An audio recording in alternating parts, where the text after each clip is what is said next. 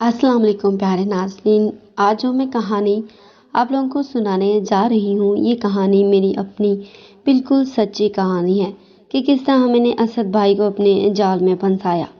कहानी को आखिर तक लाजमी सुने और मेरे चैनल को सब्सक्राइब करके मेरे चैनल का हिस्सा बन जाएं। चलिए अब बढ़ते हैं कहानी की तरफ। मेरा नाम ईशा है। मैं अपने घर में सबकी लाडली थी। सब घर वाले मुझसे बहुत प्यार करते थे, लेकिन मैं इतनी जल्दी इन कामों में पड़ जाऊंगी मैं बिल्कुल भी नहीं जानती थी। मेरा अपनी फूफो के घर अक्सर आना जाना रहता था, क्योंकि असद भाई मेरा बहुत ही चहेता और लाडला भाई था। मेरी फूफो के दो ही बेटे थे, बड़ा बेटा असद और छोटा बेटा हमजा था।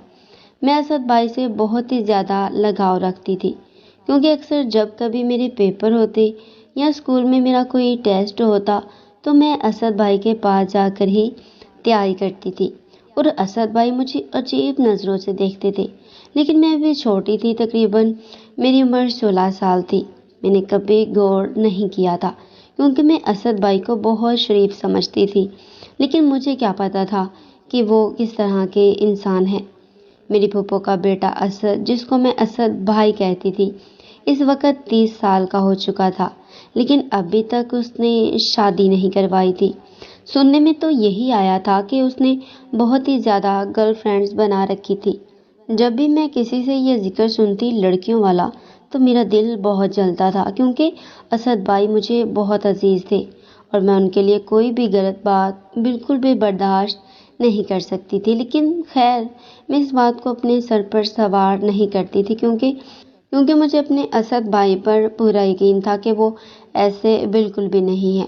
लेकिन मैंने दिल में ये ठान ले ली थी कि मैं एक बार लाजमी जानकर रहूँगी कि जो बातें असद भाई के बारे में हो रही हैं, क्या वो सच हैं।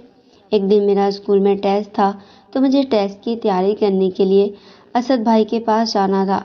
अम्मी ने कहा कि मैं घर के काम कर रही हूँ, तो तुम अकेले ही चली जाओ। मैं असद भाई के पास चली गई। असद भाई अपने कमरे में बैठा कंप्यूटर चला रहा था। मैंने चुपके से दरवाज़ा खोला तो मुझे कमरे से असद भाई के फ़ोन पर किसी से बातें करने की आवाज़ आ रही थी, कि जैसे वो फ़ोन पर किसी से बात कर रहे हों। मैं चुपके से पीछे जाकर खड़ी हो गई। जब मैंने असद भाई की फ़ोन पर ऐसी बातें सुनी, वो शायद अपनी किसी गर्लफ्रेंड से बातें कर रहे थे। ऐसी बातें सुनकर मैं बहुत ही ज़्यादा शर्मिंदा हुई कि असद भाई ऐसी गंदी बातें भी कर सकते हैं। क्या मेरा शक बिल्कुल ठीक निकला? जैसा मैंने असद भाई के बारे में सुना था, वो बिल्कुल सही था। मैंने पीछे से अपना गला साफ करने की आवाज़ निकाली, तो असद भाई को पता चल गया कि पीछे कोई है। जब उन्होंने पीछे मुड़कर मुझे देखा, तो उन्होंने जल्दी से अपना फ़ोन बंद कर दिया। मैंने देखा कि उनके चेहरे का रंग बिल्कुल उड़ गया था। मैंने जल्दी से असद भाई से पूछा कि असद भाई, आप फ़ोन पर किससे बातें कर रहे थे और ऐसी बातें क्यों कर रहे थे? मैंने आपकी सारी बातें सुन ली हैं। तो असद भाई मुझसे कहने लगे कि अगर तुमने ये सारी बातें सुन ही ली हैं, तो इस काम में तुम मेरी मदद करो। मैंने असद भाई से कहा कि आप किस काम की बात कर रहे हैं? तब वो मुझसे कहने लगे कि तुम ही तो हो जो मुझे समझ सकती हो। मैंने असद भाई से कहा कि असद भाई, आप ये कैसी बातें कर रहे हैं? मुझे आपकी किसी भी बात की समझ नहीं आ रही। तो असद भाई मुझसे कहने लगे कि इतनी बच्ची भी नहीं हो तुम, जो तुम्हें ये बातें समझ नहीं आ रही। मैं असद भाई की बातें समझ तो गई थी, लेकिन मैं वैसे ही नाटक कर रही थी कि असद भाई को कहीं पता ना चल जाए कि मैं समझ गई हूँ कि असद भाई क्या चाहते हैं। मैंने असद भाई से कहा कि असद भाई, ये मुमकिन नहीं है। आपकी उम्र और मेरी उम्र में बड़ा फ़र्क है। तो असद भाई मुझसे कहने लगे कि इस काम में उम्र का कोई ताल्लुक नहीं है। मैंने कहा कि असद भाई, फिर भी डर तो लगता है ना, लोग क्या कहेंगे, कहाँ पर जाएंगे? तो भाई कहने लगे कि घर वाले हर वक्त घर पर तो नहीं होते, जब नहीं हुआ करेंगे तो फिर मैं तुमको बुला लिया करूँगा और हम ये काम कर लिया करेंगे। मैंने असद भाई से वादा कर लिया कि मैं इस बात पर राज़ी हूँ। मैं दिल में बड़ा खुश हुई, क्योंकि मैं भी तो असद भाई के साथ ये काम करना चाहती थी। असद भाई मेरे दिल के बहुत करीब था। मैं उनकी बहुत इज्जत करती थी, लेकिन एक बात मुझे अंदर ही अंदर ख्वाहिश आ रही थी कि असद भाई को अगर यही काम पसंद है, तो वो शादी क्यों नहीं करवा लेते। लेकिन इसके पीछे शायद कोई राज था, जो असद भाई मुझे बताना नहीं चाहते थे। میں نے اسد بھائی سے صاف صاف کہہ دیا تھا کہ اگر یہی کام کرنا چاہتے ہیں تو آپ اپنی شادی کیوں نہیں کرواتے؟ تو اسد بھائی مجھ سے کہنے لگا کہ شادی میں رکھا ہی کیا ہے، الٹا پریشانیاں ہی ہیں، اس لیے میں چاہتا ہوں کہ ایسے ہی اپنا کام چلایا کروں۔ میں نے کہا کہ اسد بھائی چلے ٹھیک ہے، جیسی آپ کی مرضی، اور پھر میں اپنے گھر آ گئی۔ آتے ہوئے میں نے اسد بھائی کو بتا دیا تھا کہ پرسوں میرا ٹیسٹ ہے اور میں کل آپ کے گھر تیاری کرنے کے لیے آ جاؤں گی۔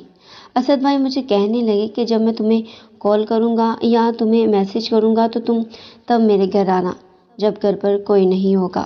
میں نے اسد بھائی سے کہا کہ اسد بھائی ہاں یہ ٹھیک رہے گا، اور پھر جب میں رات کو سوئی تو میں اسد بھائی کے خواب دیکھنے لگی کہ اسد اور میں ایک دوسرے کے ساتھ خوب ہلا گلا کر رہے ہیں اور مزے کر رہے ہیں۔ جب میں خواب سے بیدار ہوئی تو میں بہت زیادہ خوش نظر آ رہی تھی، میرے چہرے پر مسکراہٹ بہت زیادہ ہو چکی تھی۔ امی نے جب میرے چہرے پر مسکراہٹ دیکھی تو مجھ سے پوچھنے لگی کہ عائشہ کیا بات ہے، آج تم بہت مسکرا رہی ہو۔ میں نے امی سے کہا کہ امی کوئی بات نہیں ہے، آج میں نے پھوپھو کے گھر جانا ہے نا، تو اس لیے میں خوش نظر آ رہی ہوں کہ میں ٹیسٹ کی تیاری اچھی ہو جائے گی، کیونکہ اسد بھائی مجھے بہت اچھے طریقے سے پڑھاتے ہیں اور ہر ایک چیز اچھے طریقے سے سمجھاتے ہیں، اس لیے مجھے بہت خوشی محسوس ہو رہی ہے۔ امی نے میری باتیں سنی اور واپس برچی خانے میں چلی گئی۔ میں آج بہت خوش تھی کیونکہ میں نے آج اسد کے پاس ٹیسٹ کی تیاری کرنے کے لیے جانا تھا، اور میں اسد کی کال یا میسج کا انتظار کر رہی تھی کہ کب اسد کا میسج آئے اور میں ادھر سے نکلوں، کیونکہ آج پہلی بار میں نے وہ کام کرنا تھا۔ میں بہت بے چین ہو رہی تھی اور میں یہ باتیں سوچ ہی رہی تھی کہ اتنی ہی دیر میں اسد کا میسج آ گیا کہ عائشہ گھر میں کوئی بھی نہیں ہے اور تم آ جاؤ۔ میں نے امی کو آواز دی کہ امی میں اسد بھائی کے گھر جا رہی ہوں ٹیسٹ کی تیاری کرنے کے لیے۔ امی نے مجھے کہا کہ اچھا ٹھیک ہے، گلی میں دھیان سے جانا۔ میں نے امی سے کہا کہ میں دھیان سے ہی جاؤں گی، آپ فکر نہ کریں، اور پھر میں اپنی پھپھو کے گھر یعنی اسد بھائی کے کمرے میں پہنچ گئی۔ جب میں اسد بھائی کے کمرے میں پہنچی تو انہوں نے مجھے پیچھے سے ہی۔